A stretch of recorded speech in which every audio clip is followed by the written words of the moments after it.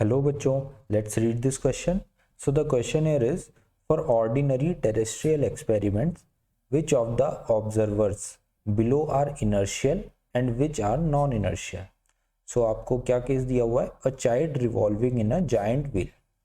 So basically आपको बताना है कि अगर एक बच्चा एक जाइंट व्हील, एक झूला है, उसमें बैठ के रिवॉल्व कर रहा है, तो वो एक इनर्शियल फ्रेम है या फिर नॉन इनर्शियल फ्रेम है, राइट? तो आपका जो की कॉन्सेप्ट यहाँ पे है वो क्या है? Your key concept is what is inertial and non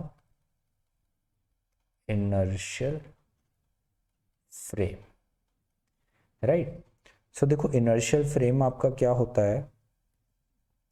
your inertial frame is inertial frame जहां पे आपकी एक्सेलरेशन जो हो वो जीरो हो, ठीक है? अगर आपका कोई भी फ्रेम है जो आपका एक्सेलरेट नहीं कर रहा है, तो उसको हम एक इनर्शियल फ्रेम बोलते हैं।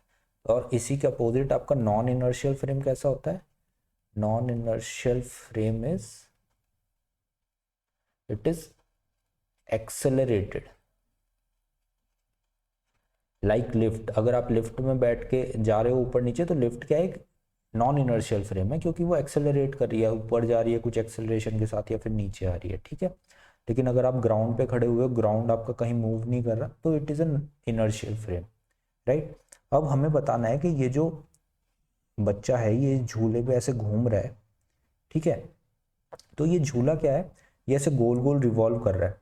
तो हर जो ऑब्जेक्ट अगर सर्कुलर उसमें घूमता है, तो उसके ऊपर एक सेंट्रीपिटल फोर्स एक्ट करती है, ठीक है? और सेंट्रीपिटल फोर्स की वजह से सेंटर की तरफ हमेशा एक एक्सेलरेशन लगती है, जिसको हम रेडियल एक्सेलरेशन बोलते हैं, AR। सो क्योंकि इस ऑब्जेक्ट पे हर टाइम एक रेडियल एक्सेलरेशन एक्ट कर रही है, सो हम बोल सकते हैं कि this is a non inertial frame. Non inertial frame क्यों है? क्योंकि यहां पर एक्सेलरेशन प्रेजेंट है, एक्सेलरेशन प्रेजेंट, राइट?